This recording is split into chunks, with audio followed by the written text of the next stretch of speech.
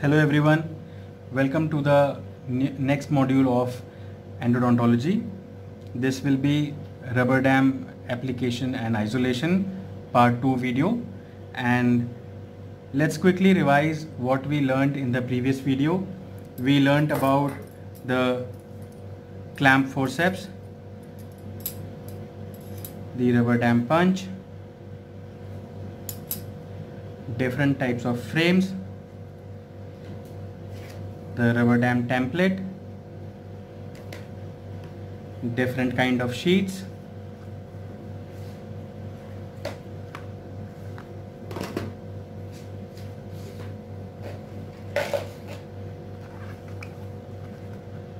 and lot of clamps. So let's do the next part of it. First, I would like to show how the application of the rubber dam for single tooth isolation has to be done, because a few of the participants asked for the demo.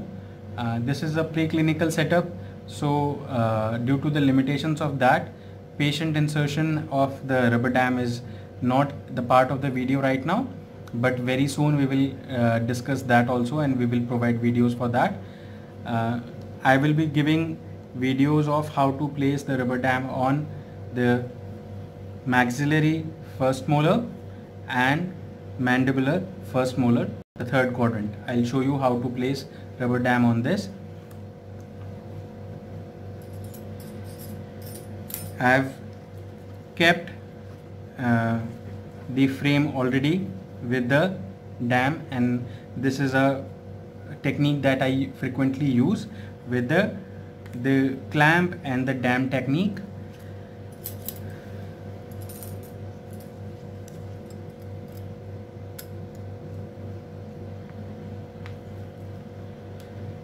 Just see it carefully.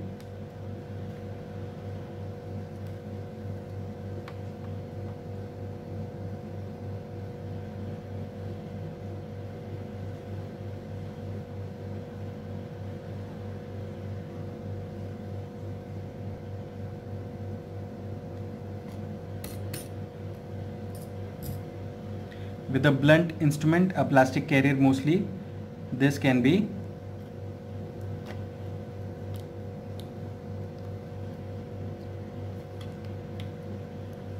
done in a very short span of time.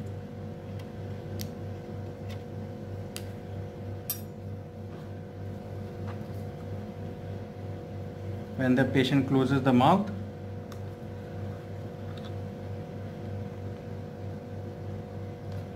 you still get a lot of retraction and it is safe.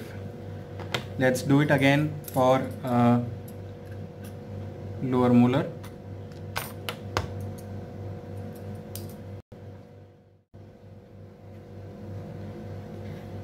This is another technique of doing a rubber dam placement. You can observe that there is a single dot here. This is like a marking for me, and I've placed the clamp just in between. So this has got a whole new advantage during the placement. I'll show you how it helps in if you are doing a single tooth isolation and you have kept one single rubber dam punch in between of the sheet. The technique I am teaching you right now is called the parachute technique. So what we have to do is we have to make sure that the rubber dam is properly placed over the wings, and we get hold of this clamp. In certain countries, clamp word is not used, and we prefer to use the name called as retainers. So we hold this entire thing and place the clamp.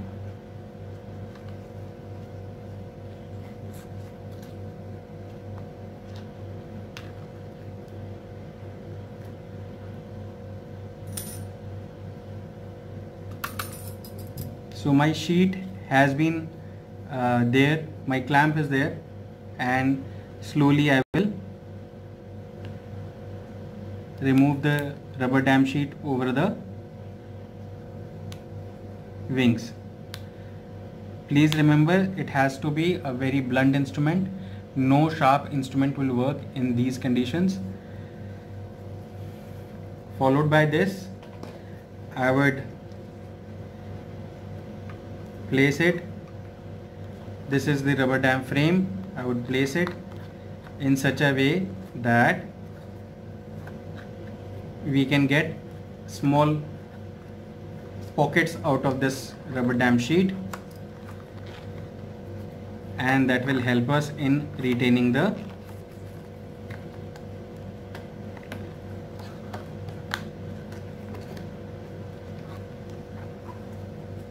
corners of this sheet.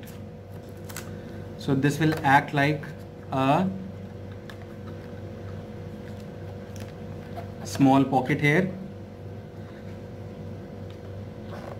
We will secure the sheet properly.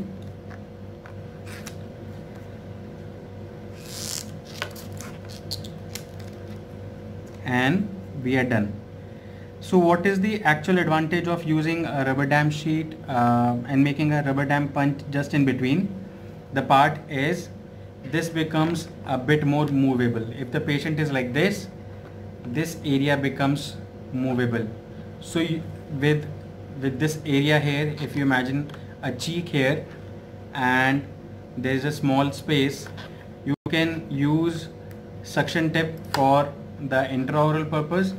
Also, it will give enough space to get your RVG or radiovisuography sensors, or your radiographic films if you want to take intraoral radiographs now for documentation purpose and for confirming your working lens.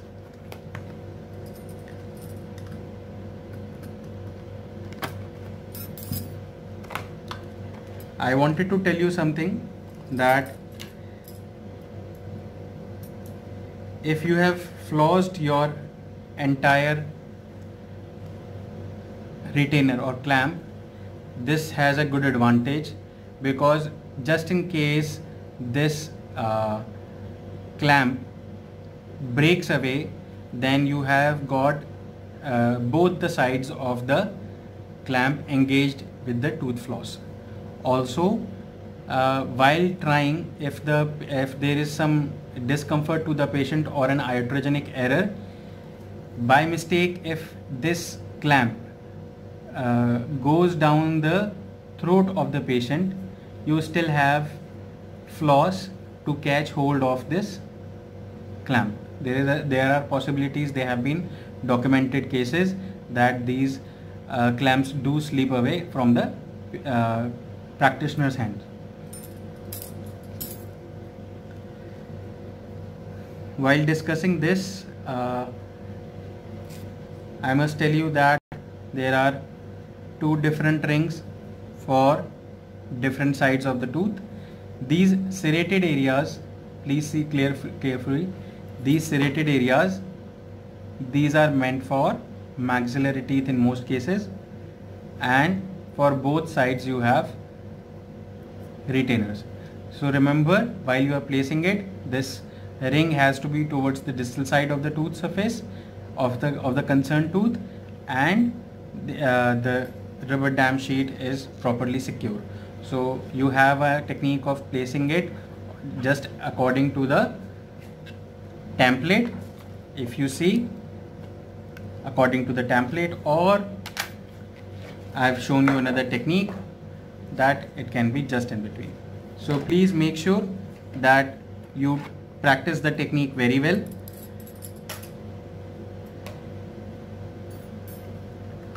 From here we can move on to some other topics.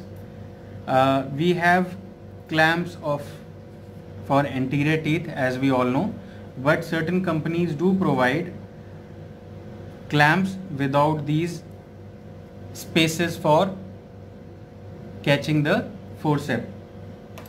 This is a clamp forceps, and the beaks of the clamp forceps enter these and control the entire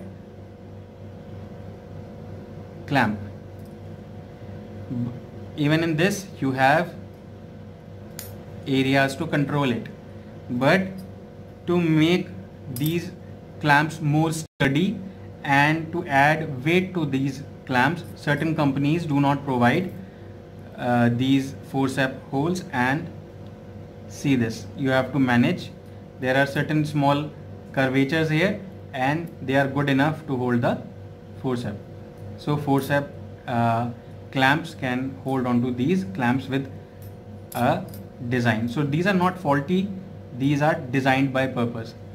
In certain cases where multiple anterior teeth and posterior teeth have to be placed, I have a complete information for the participants, and I am taking over from here for how to go about the maxillary teeth and mandibular teeth.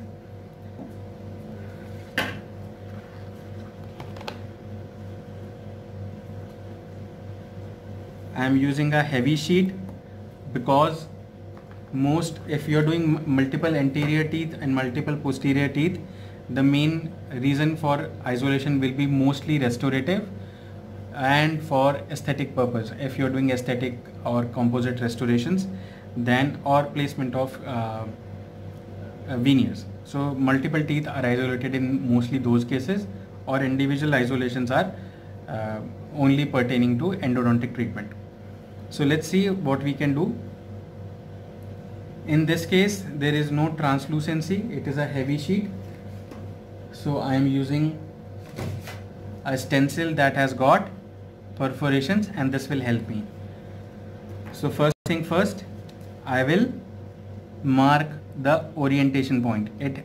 In my practice it is towards the left eye of the patient or the right hand of the practitioner.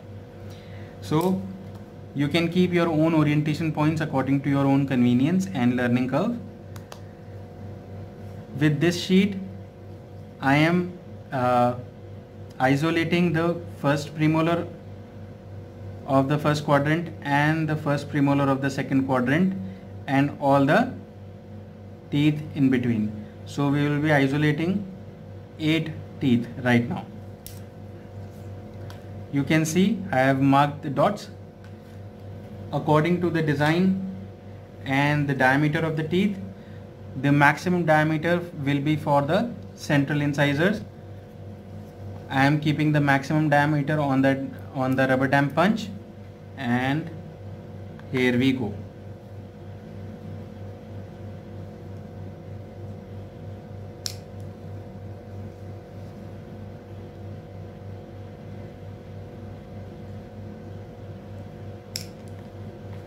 Now we will try to reduce the sizes. So the diameter will be more for the canine but lesser for the lateral incisors. So we are keeping almost like for the premolars.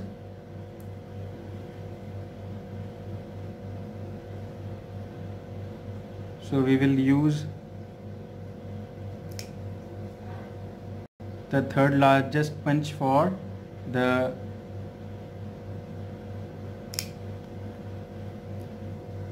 premolar and the lateral incisor.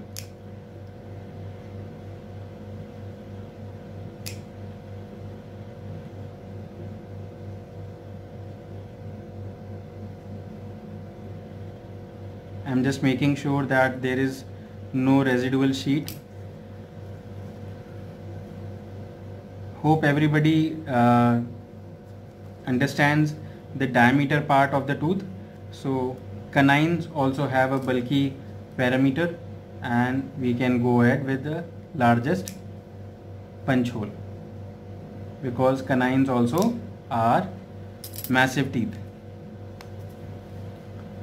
So we have got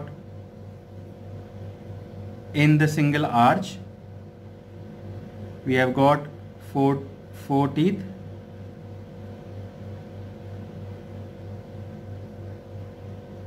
See this, according to the arch we have gone.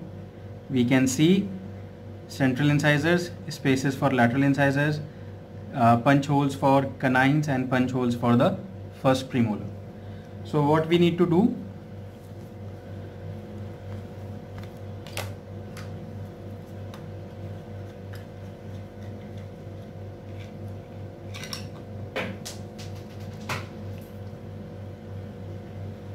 this entire assembly will come almost like this.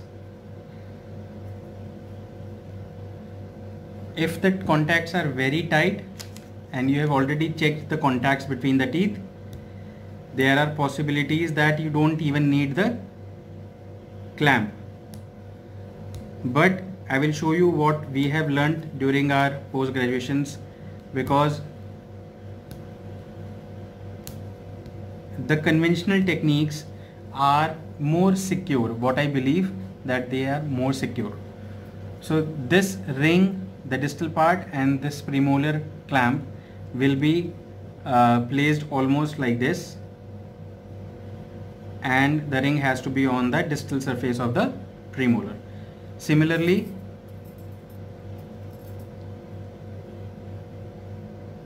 another clamp will be there. So what technique I am using it, I will place the first ring followed by the rubber dam, followed by the next or the following ring. So what is much easier is placing the sheets.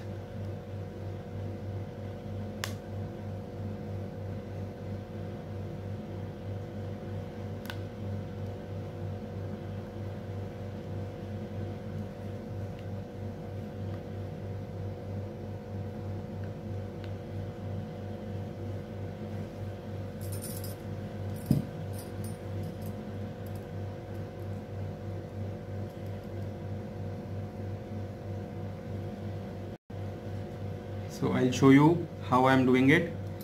Please make sure that you always mark your tooth.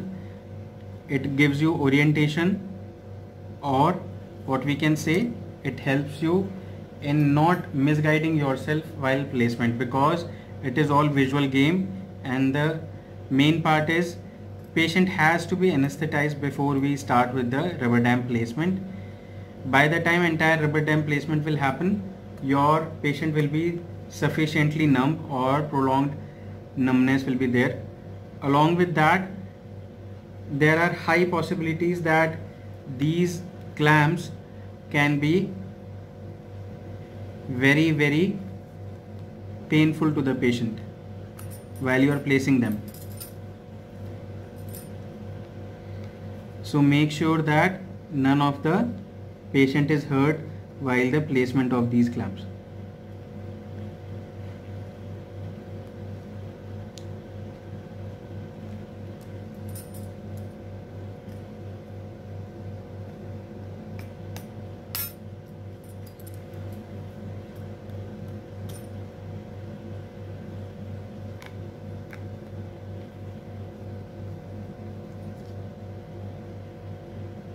There are possibilities that the punch holes that you have done for the patient can be superimposed by other teeth. So make sure there is enough stretchability of the rubber dam sheet, and you don't mix up with the punch holes. So once we have done with the premolar, the usual drill, going below the wings, and now from here each tooth will be isolated.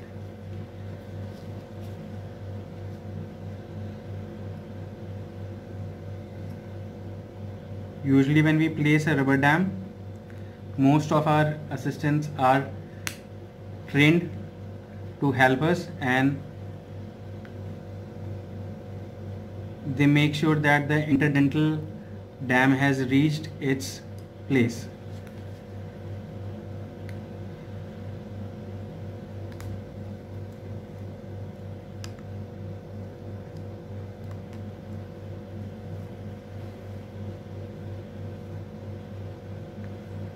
What I am doing is, I have done with the premolar and the canine. So I'll just go with the floss once and make sure it has gone beneath the interdental area.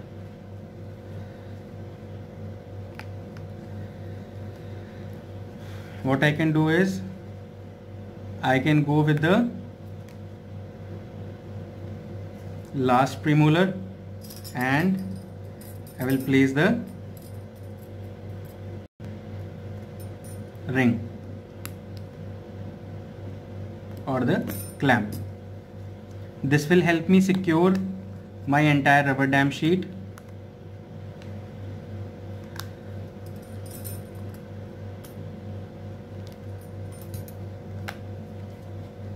This kind of mistakes can happen while placing it, as you also could see that I placed the wrong ring on the tooth, or the wrong punch over the tooth.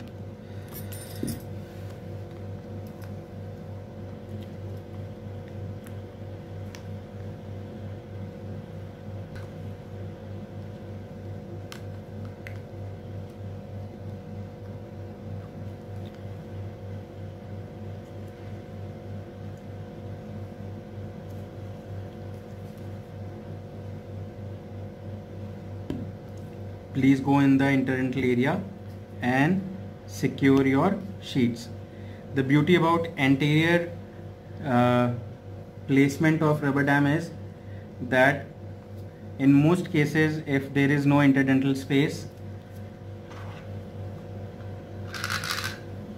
the rubber dam sheets have the capability to sustain on their own between the contact area, and you get beautiful isolation also. My concern becomes this central incisor now, and done.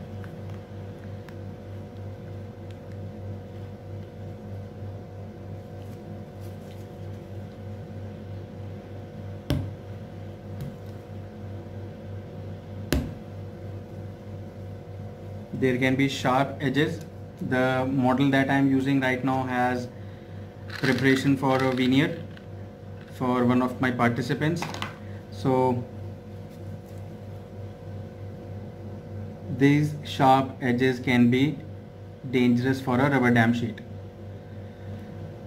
Why I am using a floss? Because if this area doesn't go in, there is no instrument that can place the rubber dam sheet in between the teeth. Only a floss is the right kind of instrument that can help you.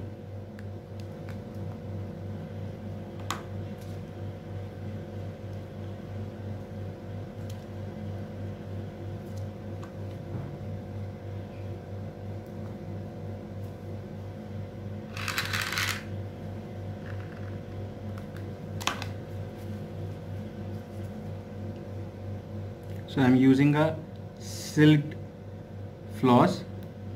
Usually these flosses are good for cases, and you can see the kind of difficulty I am going through while giving a demo because of the sharp edge of one of the preparations. See this, it has reached now. So it does take time for multiple teeth to isolate. I'll show you what next has to be done. This is not complete. You have to retract your sheets beyond a certain point to get complete isolation.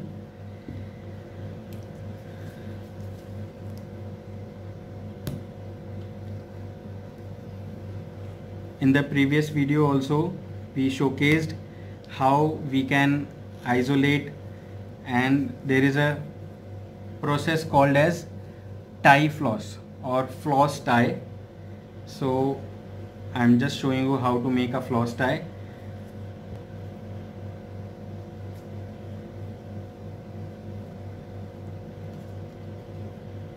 Hold these fingers and done. See this, see this. It loosens up when you want and it tightens up when you want. So this is a very easy way of doing retraction.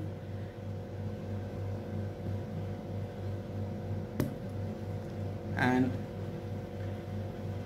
I want to show you how we have to go beneath the sulcus with the help of this floss. Why inversion is required? Because it will keep the sulcus or the sulcular fluid from the gingiva very intact, and this will hold on to the rubber dam sheet also. You can see how deep I have reached with the help of this tie floss on both the lingual side and, or that is the cingulum side or the palatal side of the lateral incisor, and on this side. So this kind of isolation is usually expected. As we practice more, we can have better isolation.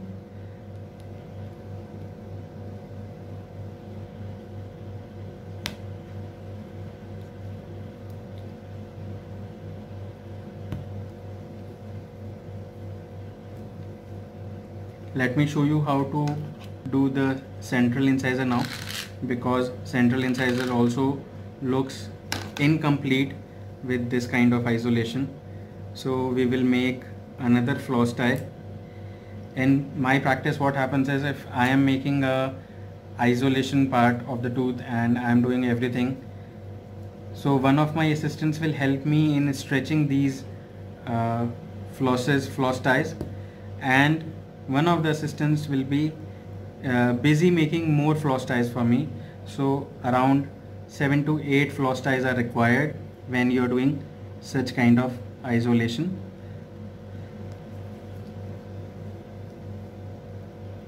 So it is easy. You have to keep your blunt instrument beneath the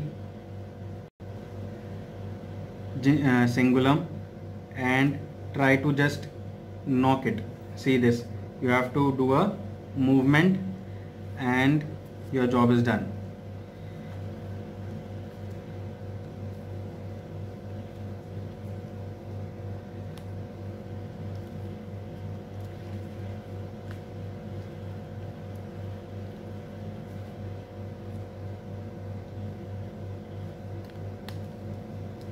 So we can get a deep isolation. This will be good for both restorative purposes, for veneer placements, and for your composites also.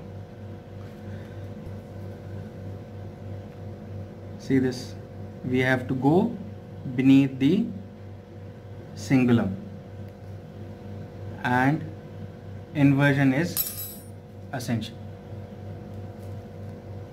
I can show you a similar technique for lower incisors, but learning the multiple isolation is very important. This will help you in lot of cases for restorative purposes. For mandibular teeth, why we need to isolate multiple cases when doing endo is, there is a possibility that the tooth we are concerned and we are doing endo for has limited structure or has a structure that cannot be isolated properly. So what we do, we usually isolate the tooth distal to the concerned tooth and mesial to the concerned tooth, and it will give us a lot of space to work upon. There is another trick to it. Not just the mutilated teeth are done with long span rubber dam or multiple teeth isolation. When you place a ring here and the tooth of concern is 3/6, let us consider 3/6 as the tooth of consideration, and we are doing endo for this. So there are possibilities that you are working under a microscope or a loop and the ring over this tooth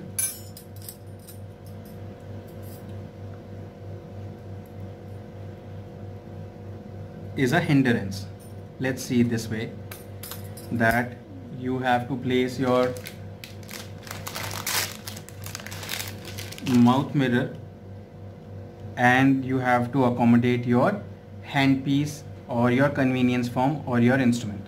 So let us see this way, that your mouth mirror will be there and your rubber dam will be there and your instrument will also work. So what we can do is, there is a technique I learned from one of my colleagues. He isolates the tooth posterior to the tooth of concern, and this way we can record better. There is a lot of space now for my mouth mirror. I can go much deeper. I can understand the anatomy of the tooth that is concerned. There is a lot of space for my instruments to play also. So there is space for the ring, there is space for the instrument, and there is space for the mouth mirror also. So it will be a lot better area for us if we are documenting composite cases, and this technique also helps when we are doing composite restorations. So the restorations that are part of the class 2 restorations or deep gingival areas, so this will help. Let me show you how to isolate multiple teeth in mandible.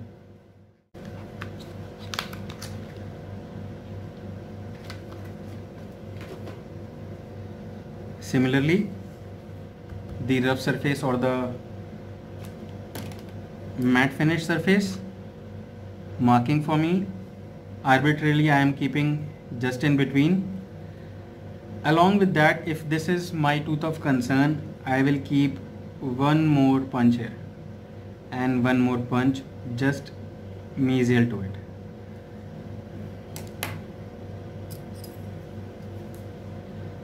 What I am doing is, I am isolating 3 teeth at a time.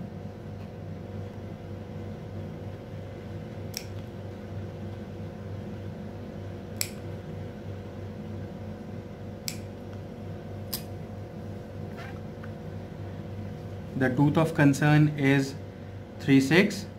I am doing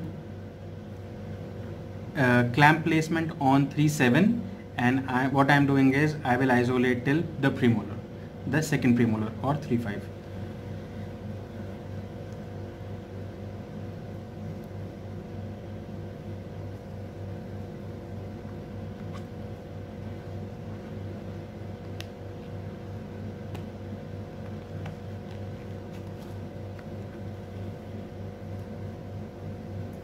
There's another piece of information for everyone.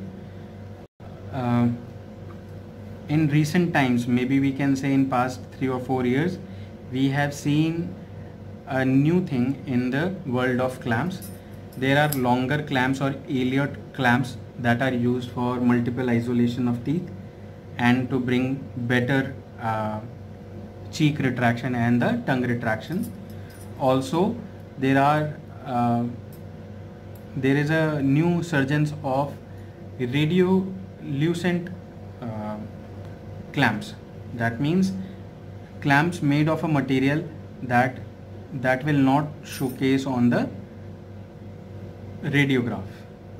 That maintains the beauty of the radiograph, and they are disposable clamps because they have to be adjusted while placing on the tooth. Also, they will they are made for higher sense of disinfection. That means a clamp, the similar clamp was not used on different patients. So we can see this kind of isolation is possible.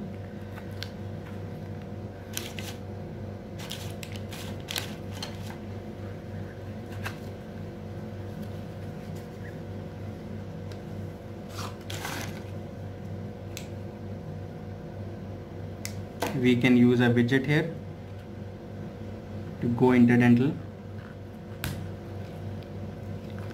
We can use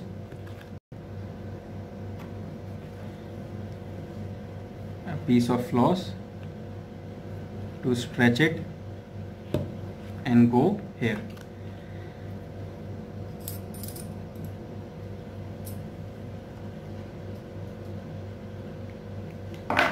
I'll be able to place a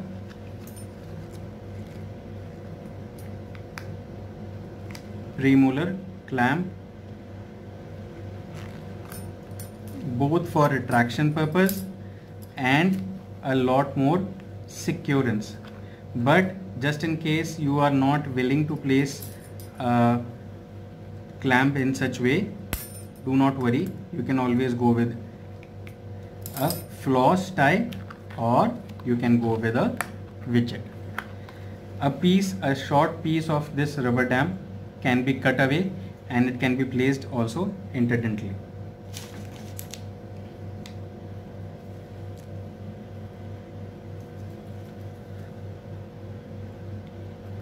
Hope you remember that we used liquid dam in last presentation, and that was to make sure that there is no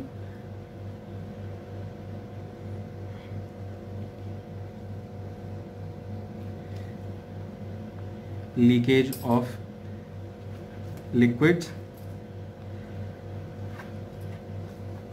from between the teeth. So this is how complete isolation of multiple teeth in anterior and posterior teeth is possible. Hope the video is coming useful to you, and I believe that lot more information is still available online. I will be keep sharing more videos with you.